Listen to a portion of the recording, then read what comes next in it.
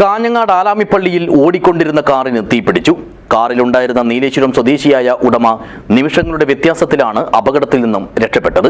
അഗ്നിരക്ഷാസേനയെത്തി തീ അണക്കുമ്പോഴേക്കും car മൊത്തമായും കത്തിനശിച്ചിരുന്നു. This news sponsored by Forever for everyone. Shobhika Weddings, Big Mall, Kanyanad, Kozhikode, Koilandi and Kutyadi. ആലാമിപ്പള്ളിയിലെ പുതിയ bus സ്റ്റാൻഡിന് സമീപത്ത് വെച്ച് ബുധനാഴ്ച വൈകിട്ട് 5 മണിയോടെയാണ് സംഭവം.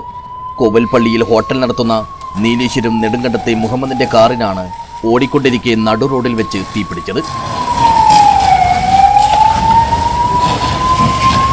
പുതിയ കോട്ടയിലെ മാർക്കറ്റിൽ നിന്നും സാധനം വാങ്ങി മടങ്ങിപ്പോകുമ്പോഴായിരുന്നു അപകടം. കാറിൽ നിന്നും അസ്വാഭാവികമായ രീതിയിൽ പുക ഉയരുന്നത് കണ്ടയുടൻ നിർത്തി പുറത്തിറങ്ങിയതിനാലാണ് മുഹമ്മദ് നിമിഷങ്ങളുടെ വ്യത്യാസത്തിൽ അപകടത്തിൽ നിന്നും രക്ഷപ്പെട്ടത്. വിവരമറിഞ്ഞയുടൻ പുതിയ കോട്ടയിൽ നിന്നും അഗ്നിരക്ഷാസേനയെത്തി തീ അണച്ചിരുന്നുവെങ്കിലും അപ്പോഴേക്കും കാർ പൂർണ്ണമായും കത്തി നശിച്ചിരുന്നു.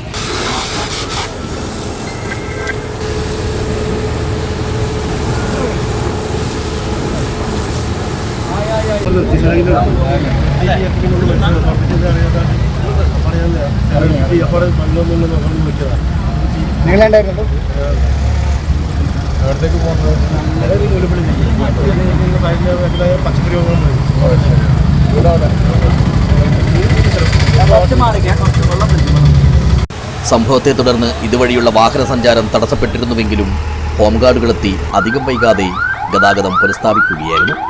News bureau, Kanhangad.